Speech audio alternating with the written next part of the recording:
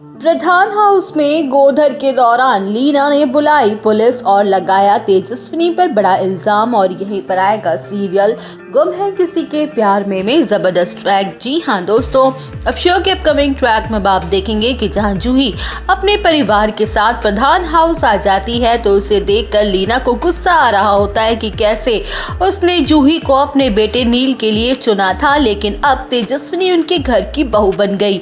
तो वहीं लीना नफरत की आग में तेजस्विनी को सबक सिखाने के चक्कर में पुलिस वालों को प्रधान निवास बुला लेती है और तेजस्विनी पर बड़ा झूठा इल्जाम लगाती है कि उसने जानबूझ के शादी वाले दिन जूही को किडनैप करवा दिया था और जबरदस्ती नील से शादी कर ली और हमारी बहू बन गई। जहां लीना की कंप्लेंट की वजह से पुलिस वाले प्रधान निवास पहुंच जाते हैं और तेजस्विनी को अपने साथ पुलिस स्टेशन चलने के लिए कहते हैं। तो लीना की हरकत को देखकर तेजस्विनी के साथ साथ हर किसी के होश उड़ जाते हैं। किसी को समझ नहीं आ रहा होता कि आखिर लीना तेजस्विनी के साथ ऐसा कैसे कर सकती है। वेल, शो के अपकमिंग ट्रैक में आप देखेंगे कि जहां पुलिस वाले तेजस्विनी को अरेस्ट करके ले ही जा रहे होंगे कि तभी नील बीच में आ जाता है और पुलिस वालों को रोकते हुए कहता है कि तेजस्विनी की कोई गलती नहीं है और ना ही उन्होंने मुझसे धोखे से शादी की है, बल्कि हमने आपसी सहमति से ये शादी की है और हम दोनों पर किसी का भी कोई भी दबाव नहीं था। हमने अपनी खुशी से ये रिश्ता जोड़ा है।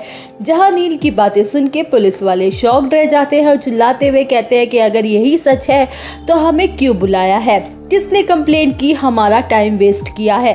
वेल, अब शो के अपकमिंग ट्रैक में आप देखेंगे कि जहां सभी को पता चलता है कि ये सब लीना की वजह से हुआ है, उसी ने कंप्लेंट की थी। लेकिन सभी को तगड़ा झटका तो तब लगता है जब लीना तेजस्विनी से इतनी नफरत करती है वो इस हद तक गिर सकती है ये जानने के बाद। तो वहीं नील का गुस्सा लीना पर फूट पड़ता है और वो कहता है कि मैं नहीं जानता आई कि आप तेजस्विनी जी से इतनी नफरत क्यों करती हैं, लेकिन आप इस हद तक गिर सकती हैं ये मैंने सोचा तक नहीं था। जहां अपने परिवार को तेजस्विनी का सपोर्ट करता देख लीना से बर्दाश्त नहीं हो पाता और वो गुस्से में वहां से चली जाती है। तो वही तेजस्विनी को एहसास होता है कि नील कितना अच्छा है, वो ना केवल उसे प्यार करता है पर उसका साथ भी देता है और उसकी फिक्र भी करता है। जहाँ तेजस्विनी नील के पास जाती है उससे बात करने के लिए, लेकिन नील उससे बात तक नहीं करता। ये सच्चाई सामने आने के बाद कि वो ऋतुराज एक रिश्ते में कमिटेड थे और वो गलती से उन दोनों के बीच आ गया है। तो वहीं दोस्तों, अब नील और तेजू के बीच